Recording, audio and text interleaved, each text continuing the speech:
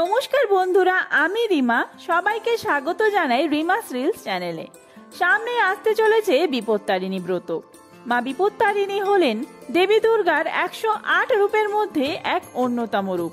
প্রতি বছর আষাঢ় মাসের রথযাত্রা থেকে উল্টো রথের মধ্যে যে শনিবার ও মঙ্গলবার পড়ে সেই দিনগুলিতেই বিপত্তারিণী ব্রত পালন করা হয়।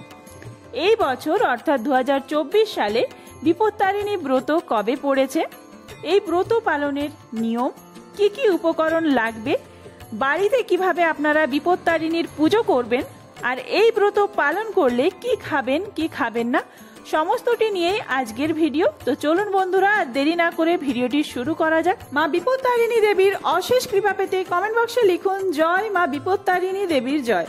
আর যদি আমার চ্যানেল নতুন হয়ে থাকেন, এইরকম ভিডিওর আপডেট পেতে চ্যানেলটি সাবস্ক্রাইব করে ভিডিও শেষ পর্যন্ত সাথে থাকবেন। হিন্দু ধর্মাবলম্বীরা মূলত বিপদ থেকে উদ্ধার পাওয়ার জন্য এই দেবীর পুজো করে থাকেন।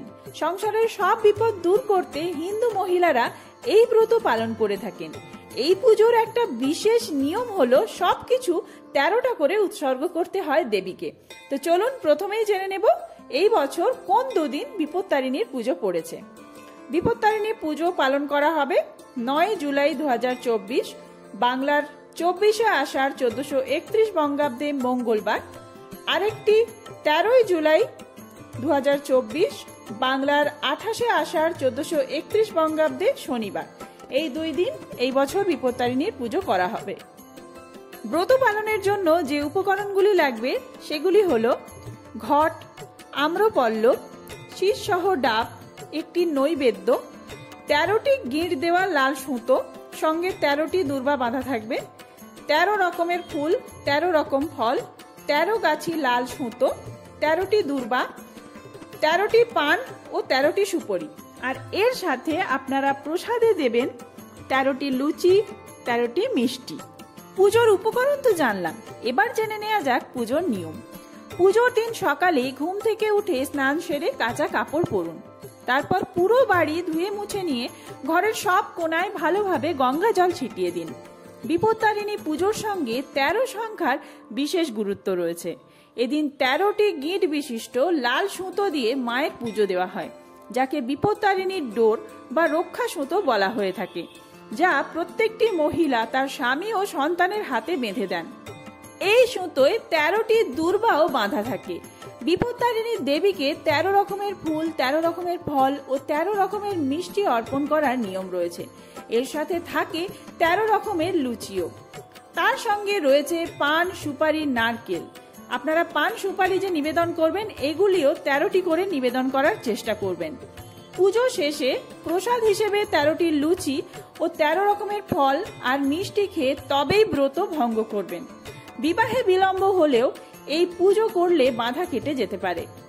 বিপত্তারিণী পুজোর আগের দিন ও পুজোর দিন আমিষ খেতে নেই। পুজো চলাকালীন সময়ে পরিবারের কোনো সদস্যের সঙ্গে কথা বলতে নেই, তা না হলে মা বিপত্তারিণী দেবী অত্যন্ত ক্ষুব্ধ হতে পারেন। চালের তৈরি বা গমের তৈরি কোনো খাদ্যবস্তু এই দিন গ্রহণ করতে নেই। মনে রাখবেন, বিপত্তারিণী পুজোয় কিছু ভুল হলে তার ফলে আপনার সংসারে আর্থিক সমস্যা দেখা দিতে পারে। পাশাপাশি ব্যবসা ও চাকরিতে লোকসানের মুখে পড়তে পারেন জাতকরা। এই জন্য সাবধানে থাকা উচিত। সমস্ত নিয়ম নীতি মেনেই পুজো করা উচিত। শাস্ত্র অনুসারে বিপত্তারিণী পুজোর দিন নাকি কাউকে চিনি দিতে নেই। জ্যোতিষীরা বলছেন চিনি হলো শুক্র ও চন্দ্রের সঙ্গে সম্পর্কযুক্ত। প্রচলিত বিশ্বাস অনুযায়ী এদিন কাউকে চিনি দিলে শুক্র দুর্বল হয়, যার ফলে পরিবারে অশান্তি দেখা দিতে পারে। সবশেষে একটা কথা বলে রাখি, কোনো অন্ধকার বা অপরিচ্ছন্ন স্থানে ভুলেও দেবীর পুজো করবেন না। এর ফলে বাড়ির সুখ শান্তি বিনষ্ট হতে পারে। বিপদ থেকে রক্ষা পেতে তাহলে প্রত্যেকেই বিপত্তারিণীর পুজো করুন বাড়িতে, অথবা মন্দিরে গিয়ে পুজো দিয়ে আসুন। সেই বিপত্তারিণীর ডোর বাড়ির সবাইকে পরান। আর বন্ধুদের মধ্যে এই ভিডিওটি শেয়ার করে দেবেন যদি আপনার ভালো লেগে থাকে। খুব তাড়াতাড়ি নতুন ভিডিও আসছে। ধন্যবাদ।